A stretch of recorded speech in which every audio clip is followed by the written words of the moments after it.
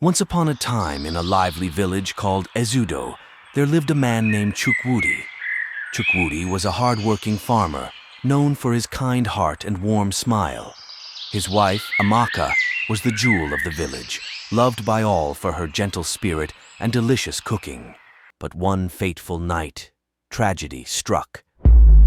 Amaka vanished without a trace, leaving Chukwudi and the villagers in shock and despair. They searched everywhere, calling out her name into the darkness, but she was nowhere to be found.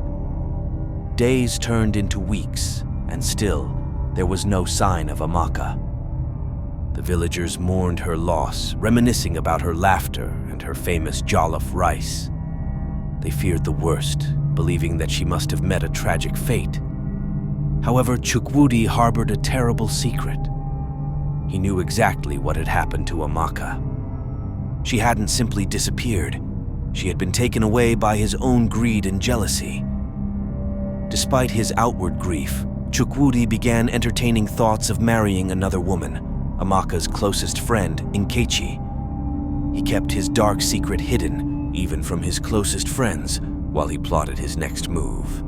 Every night, Chukwudi would stare up at the stars, haunted by the memory of what he had done. He could almost hear Amaka's voice in the rustling of the leaves, pleading for justice. But despite his guilt, Chukwudi was determined to move on with his life. He courted Nkechi, showering her with gifts and compliments, hoping she would agree to be his new wife. Yet, amidst his attempts to start afresh, strange things began happening in the village. The winds seemed to carry whispers of Amaka's name, and the mango tree in Chukwudi's backyard started dropping its fruit prematurely. The villagers whispered amongst themselves, wondering if Amaka's spirit was restless, seeking vengeance for her untimely demise. But Chukwudi dismissed their superstitions, refusing to acknowledge the weight of his sins. As his courtship with Nkechi progressed, Chukwudi found himself haunted by vivid dreams of Amaka, her accusing gaze piercing through his soul. He tried to push aside his guilt, convincing himself that happiness lay in his future with Nkechi. However, the more he tried to ignore the signs, the stronger they became. The villagers grew more uneasy, and Nkechi herself started sensing that something was amiss. One evening, as they sat together discussing their future, a cold breeze swept through Chukwudi's home, extinguishing the lamps and leaving them in darkness. In the eerie silence, they both saw a shadowy figure resembling Amaka at the window, her presence sending chills down their spines. Nkechi, shaken to the core, confronted Chukwudi, demanding answers about Amaka's disappearance. She couldn't shake the feeling that he was hiding something sinister.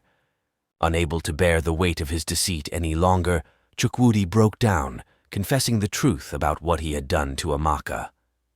He recounted the terrible night under the mango tree, his jealousy driving him to commit a heinous act. Nkechi, horrified by the revelation, fled from Chukwudi's home, leaving him alone with his guilt and the restless spirits that now surrounded him. As the days passed, Chukwudi wrestled with his conscience, tormented by the knowledge of his wrongdoing. He knew that he had to face the consequences of his actions, no matter how dire they may be. And so, with a heavy heart, he made the decision to seek forgiveness and redemption from the village elders. On the day of the reckoning, Chukwudi stood before the council, his head bowed in shame as he confessed his sins and begged for mercy. The villagers listened in solemn silence, their hearts heavy with sorrow for the loss of Amaka and the betrayal of trust. In the end, the elders decreed that Chukwudi must perform acts of penance to atone for his crime. He was tasked with tending to Amaka's grave, honoring her memory with offerings of food and prayers. As Chukwudi embarked on his journey of repentance, he carried with him the weight of his guilt, but also a glimmer of hope for forgiveness and redemption. And though the road ahead would be long and arduous, he was determined to make amends and find peace for both himself and the spirit of his beloved Amaka. As Chukwudi embarked on his journey of repentance, the weight of his guilt seemed to grow heavier with each passing day. He tended to Amaka's grave with utmost care, offering fresh flowers and heartfelt prayers in an attempt to ease her restless spirit. Yet, despite his efforts, Chukwudi couldn't shake the feeling of being watched, as if Amaka's presence lingered nearby, silently judging him for his betrayal. The nights grew colder, and the winds carried whispers of his wrongdoing, haunting him wherever he went. But amidst the turmoil of his conscience, Chukwudi found solace in the kindness of the villagers who, though wary of him, offered their support in his quest for redemption. They witnessed his efforts to make amends, recognizing the sincerity of his remorse, and slowly their distrust began to wane. As time passed, Chukwudi's penance became a symbol of hope for the village, a testament to the power of forgiveness and the possibility of redemption. And though the wounds of the past remained fresh, there was a glimmer of healing on the horizon. However, just as Chukwudi started to believe that he could find peace, a new darkness descended upon the village, threatening to unravel everything he had worked so hard to rebuild. Strange occurrences began to plague Ezudo once again, as if the spirit of Amaka refused to rest until justice was truly served.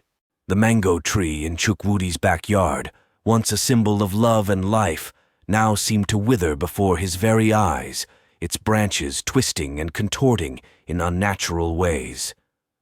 The villagers whispered of seeing shadows lurking in the darkness, of hearing eerie cries echoing through the night.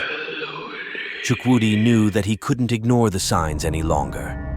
The spirit of Amaka was still restless, still seeking closure for the injustice done to her. And though he had confessed his sins and sought forgiveness, it seemed that true redemption remained elusive. Determined to confront the darkness once and for all, Chukwudi sought the counsel of the village elders, hoping to find guidance in their wisdom. Together they devised a plan to appease the spirit of Amaka and bring peace back to Ezudo. But as they delved deeper into the mysteries surrounding Amaka's death, they uncovered secrets that shook the very foundation of the village. Hidden truths came to light, revealing a web of deceit and betrayal that stretched far beyond Chukwudi's actions. And amidst the chaos and turmoil, Chukwudi found himself facing a new dilemma, one that threatened to tear apart the fabric of his community and plunge them into darkness once again. As the shadows of the past loomed large over Ezudo, Chukwudi knew that he had to confront his demons head-on if he ever hoped to find redemption. With the support of his fellow villagers, he embarked on a journey into the heart of darkness, determined to uncover the truth and set things right. But little did he know that the path ahead would be fraught with danger and uncertainty, testing his resolve and challenging his beliefs in ways he never imagined possible. And as he ventured deeper into the unknown, he couldn't help but wonder if true redemption was even possible in a world consumed by darkness. As the sun set over Ezudo, casting long shadows across the village, Chukwudi steeled himself for the battles that lay ahead. For he knew that only by facing his fears and confronting the darkness within could he ever hope to find the light that had eluded him for so long. And so, with courage in his heart and determination in his soul, Chukwudi set out on his journey, ready to confront the ghosts of his past and forge a new path toward redemption.